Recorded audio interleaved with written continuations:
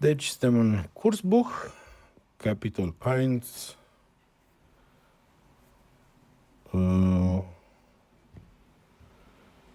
Seite 13, Übung 8. Așa. Și hai să facem așa. Exercițiile pe care nu avem loc să le facem aici, le mutăm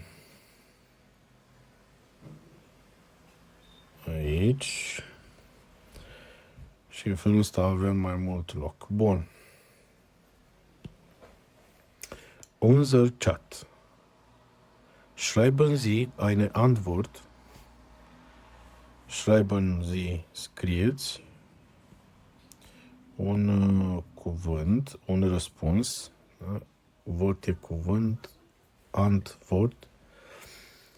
An Vladimir, ca Vladimir. Ăsta, acest ca mi se pare foarte drăguț. An Vladimir in ihr Heft. Ca Vladimir în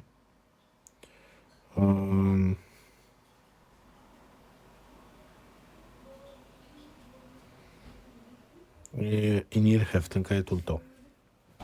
Și acum hai să scriem 8. Schreiben Sie. Wie heißen Sie? Wie heißen Sie? Hallo Wladimir, ich lerne auch Deutsch. Ich heiße. Wie heißen Sie? Așa. Deci, ich heiße Ștefan. Bănuiesc că ați înțeles un lucru care și mie mi-a devenit evident destul de târziu. Deși acum noi știm toate formele lui heiß, heißt, heißen și pare că repetăm de pomană de 8 sau de 10 ori aceleași informații, această repetiție este foarte necesară pentru că atunci când ajungem la lecția 10, 5, 16, această informație încă să o mai avem. Asta e de fapt dificultatea. Ce am învățat acum să ne amintim și la examen peste 2 luni, dacă nu cumva îl folosim în fiecare zi. E greu să folosești toate cuvintele în fiecare zi. Ich heiße Stefan und ich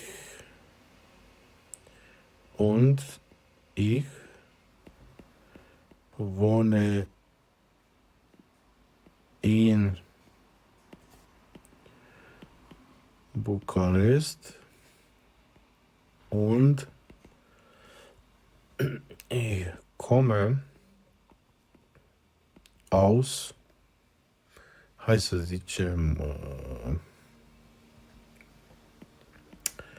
Deutschland. Normal că nu.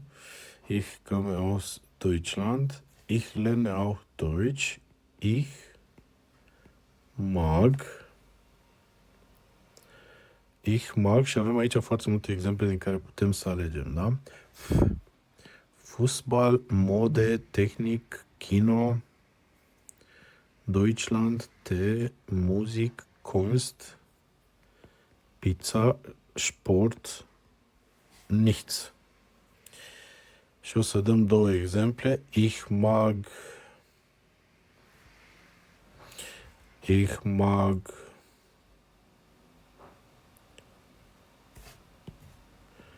Musik und ich mag nichts pizza. Așa. Ăsta pare să fie răspunsul. Hai să vedem dacă ce răspuns mi-a dat încă se gândește și mi-a subliniat ce nu înțelege.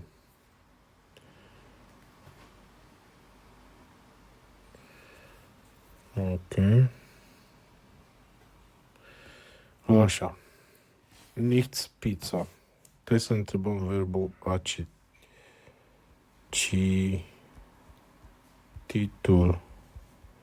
Cum se zice? Cum se zice cititul? Lösung. Lesen. Iată, un singur S. Deci aici a fost bine. Lesen cu un singur S. Ok. Bun, ne întoarcem. 8. Ăsta a fost 8A.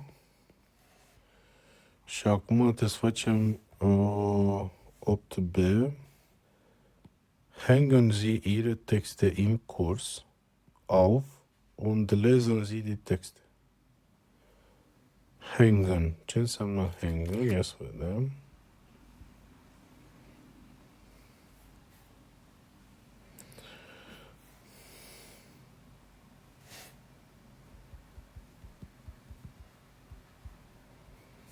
Hängen. Aghețați. Deci trebuie să-l atârn. A agheța, atârna.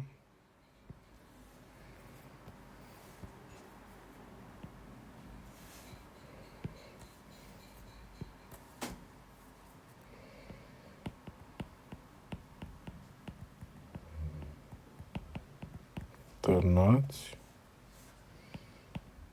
Agățați. Bun, atârnați sau agățați textul dumneavoastră în sala de curs și citiți. Bun, spune că l-am agățat și haideți să-l citim. Ich heiße Stefan und ich wohne in Bukarest und ich komme aus Deutschland. Hai să modific un pic, că aceste repetiție de undă nu îmi place.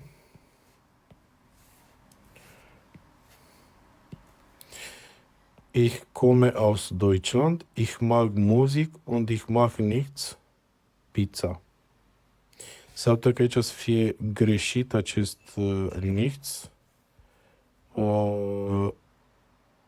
Eu știu că era și nu-mi place nimic. Nichts era nimic. Ich mag nichts. Nu-mi place nimic. Iar dacă vreau să zic ich mag nicht pizza, ar trebui să zic cu nicht fără S. Și mai era un exemplu, parcă puțin mai devreme, cu aici ich auch nicht, ich nicht. Na, este ok. Pizza este ok. Ich nicht. Ich auch nicht. Es geht. Merge, dar cu sens negativ. Ich mag.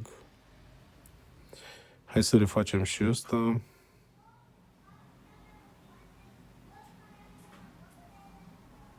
Ich mag nicht pizza. Bun, ich mag nicht pizza. Eu cred că e fără S și sunt deja scoverți. Bun. Hai să corectăm atunci. Dacă avem unde? În Kursbuch. În Kursbuch. Ia să vedem.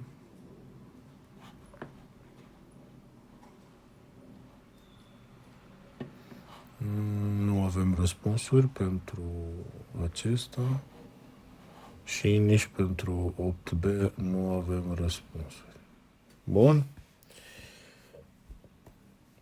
O evaluare așa a noastră.